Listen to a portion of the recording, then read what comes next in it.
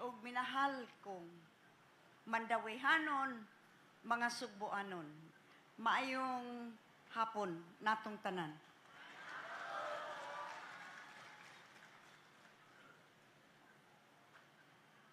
There's a whirlwind of emotions that have taken over my heart right this very moment. If, by your indulgence, allow me to speak in Cebuano because it will best capture what I'd like to say. Nagpailog sa akong kasing-kasing karon ang nagkadilaing emosyon. Anaa ang kamingaw, ang kasakit. Apan kini gitugbangan usab sa akong gipaabot nga kalipay tungod kay sa katapusan na tagaan og paglaom. Paglaom nga mahibalik ang kanhi Cebu International Convention Center sa iyang kanhi kaanindot ug gamit usab.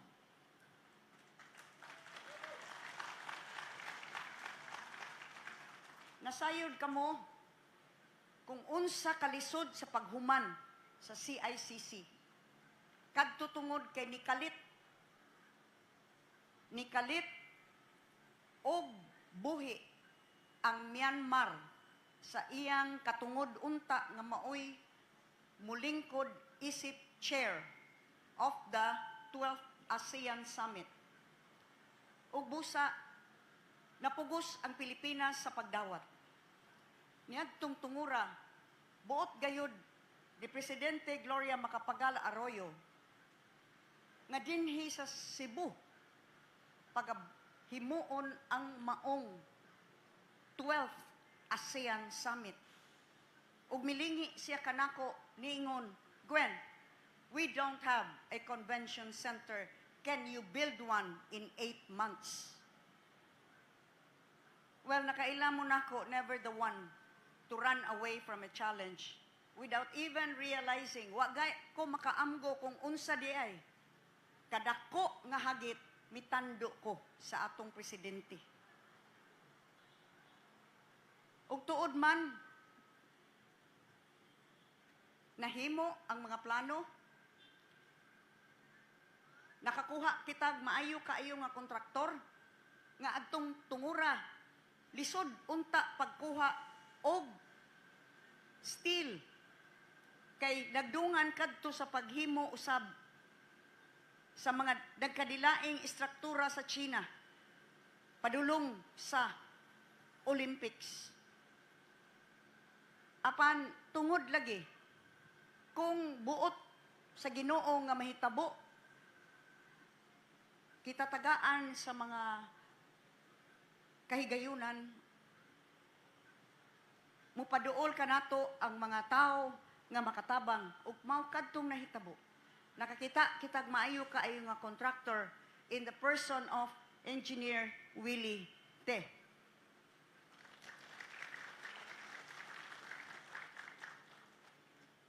Who coincidentally is again the contractor for the new Mandaue Executive and Legislative Complex.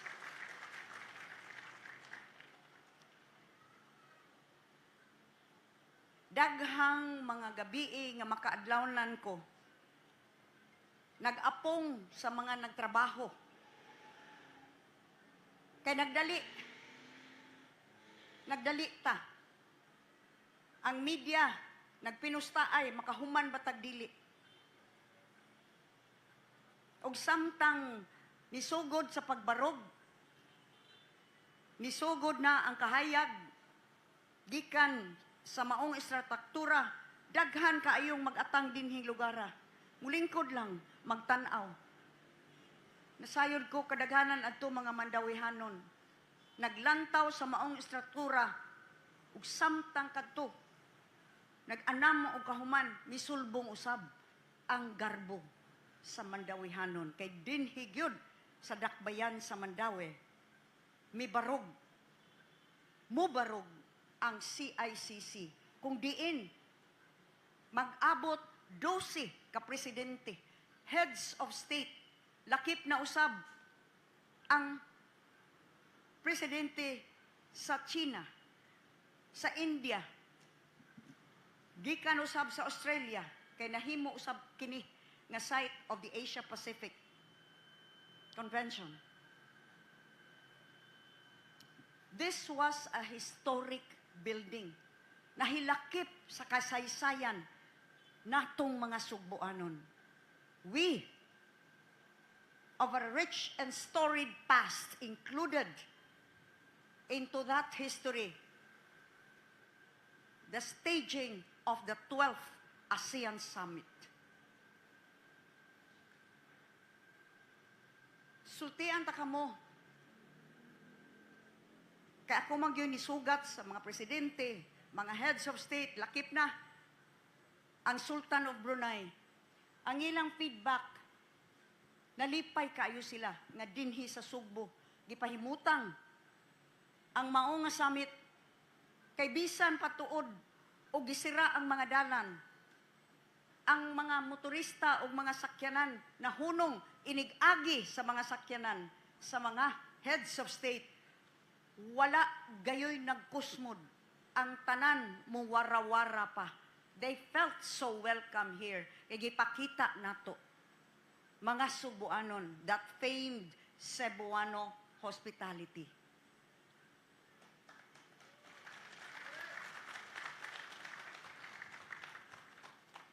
Apan walang forever. Wa manggay forever sa akong kaminyoon.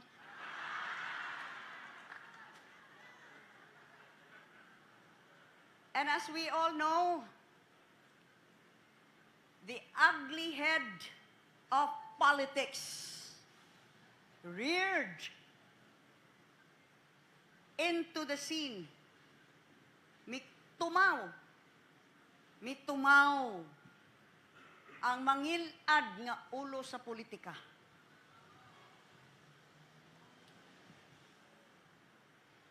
And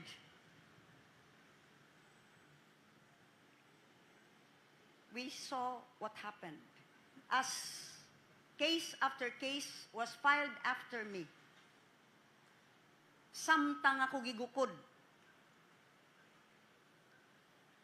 ang CICC usab gipasagdan nga maguba. Wa na matagad.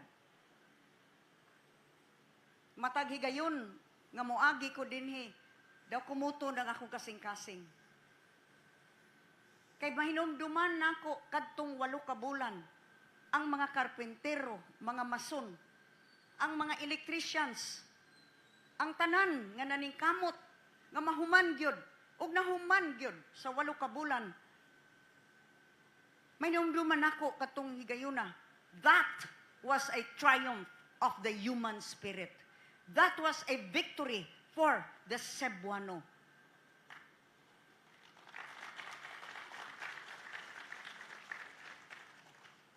And yet, we allowed that living testimonial to decay. Gipasagdan nato ang ebidensya, ang dakong ebidensya nga ang Sugboanon kaya bisan pag nagkimalisod kay mubarog maningkamot og ipakita ang iyang kaligdong. Gipasagdan ta daw gikalimtan ta kung unsa ba di ay ang Sugboanon. Mahinumdom ko gibutangan pa diha taas kaayo yellow nga banner. Mga mahait nga pulong bato kanako.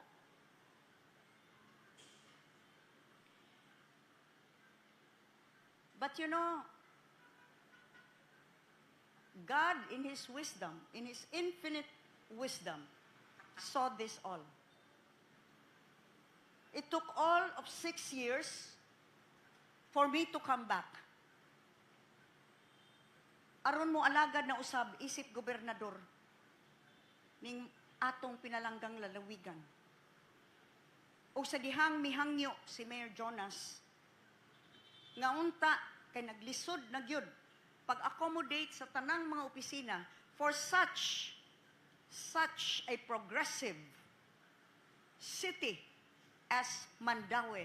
Nihangyo siya kung mahimo dinhi na niya ibutang ang government center. Wa gayud ako maghuna-huna paglain. Niingon ko, sige Mayor, mutabang ko.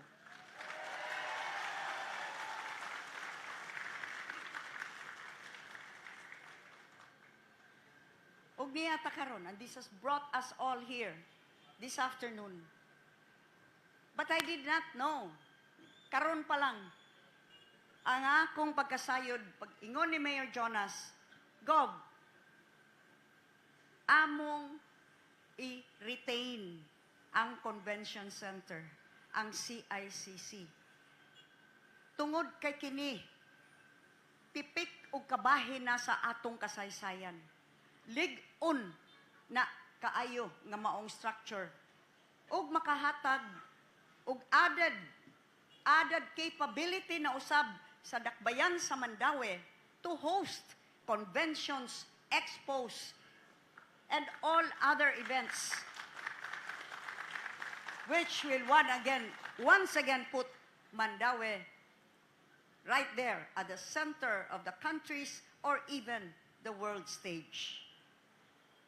Salamat kaayo, Mayor Jonas, for believing in history.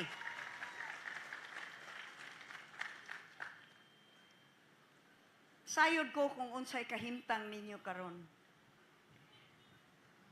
Nakaagi sad ko ana. Di malalim. Sakit kayo sa dughan. But look at Mayor Jonas, standing tall and strong. O gani, wala pa may tabo ang pag-serve sa suspension. Daan na siya nag-ingon, Gov, mag-groundbreaking ta ha? Kinanglan na agyud ka ha? Kay, dako kayo kag natabang sa Mandaue nga mitugot kang magpadayon ni ang inyong mga plano. Ningon ko, yes. Mutambong gyud ko. Sa akong dakong kakurat, nahitabo ang suspension. Paningon gihapon siya, Gov. Padayon gihapon ta sa Pizza 29 ang atong groundbreaking. And I said, nisaad na ko, Mayor, muanha gyud ko. Muanha gyud ko, mutambong ko.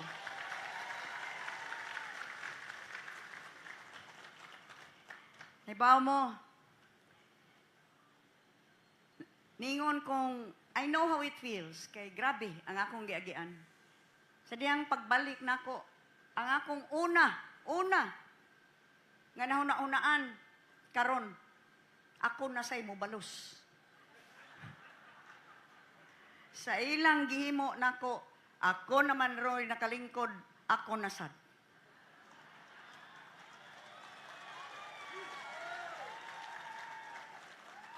Pero tingali nagiyahan ta sa Espiritu Santo.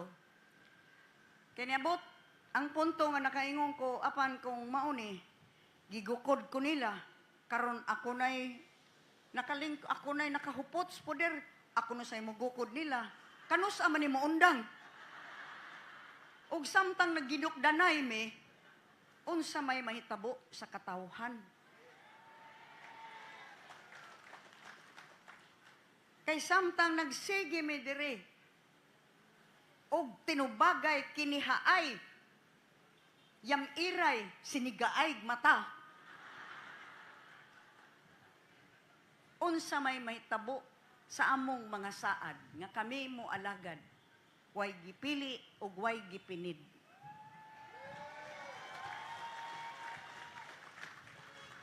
Maoto nga sakit man sa akong kasing-kasing, niingon ko, ako ipadaplin ang akong personal nga gibati kay mas mahinungdanon ang katawhan o daghan pakaayo ang ilang mga panginahanglan. Gisaligan ko nga moalagad kanila, buhaton ko kana. Ipadaplin una ang politika. And I think that raised a signal throughout the entire province so that we were able to unite. Nagkahiusa. Nalipay ang kadaghanan gyud.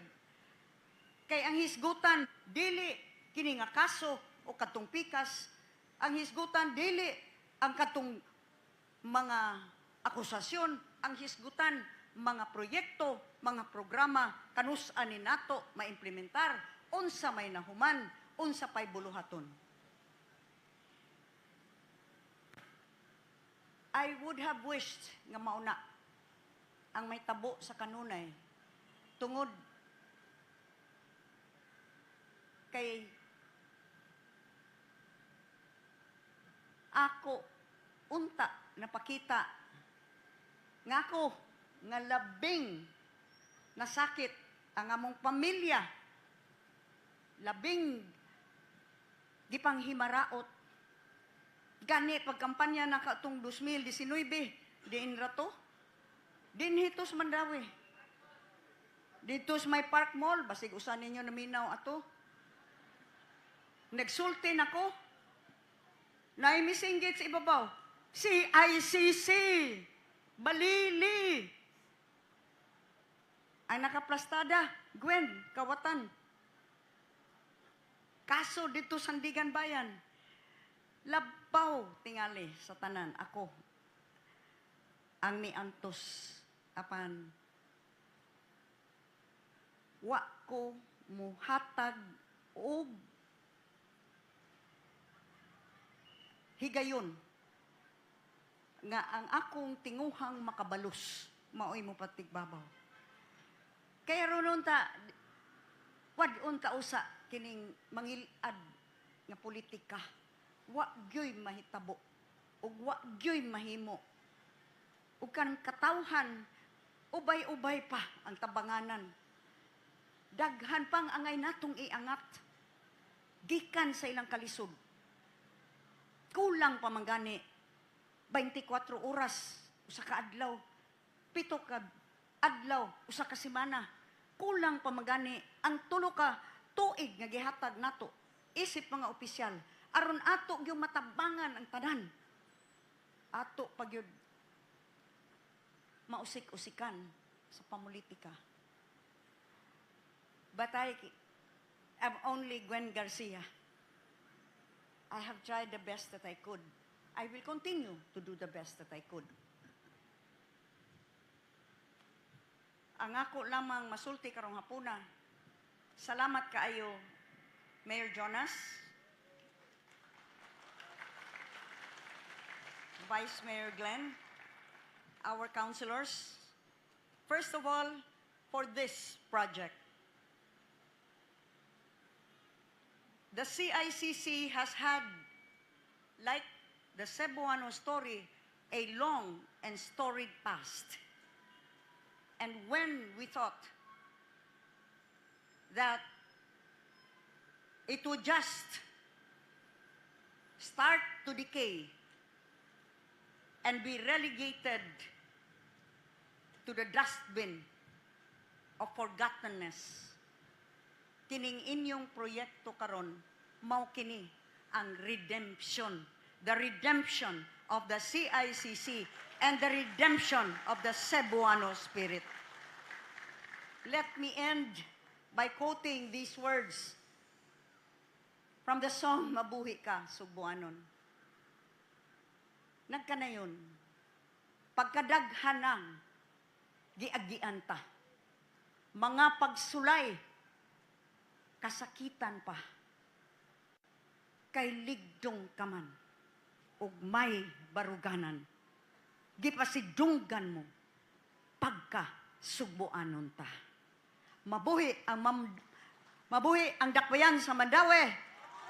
Mabuhi ang tanang Mandawihanon. Mabuhi ang Sugbo. Mabuhi kitang tanang Sugboanon. Daghan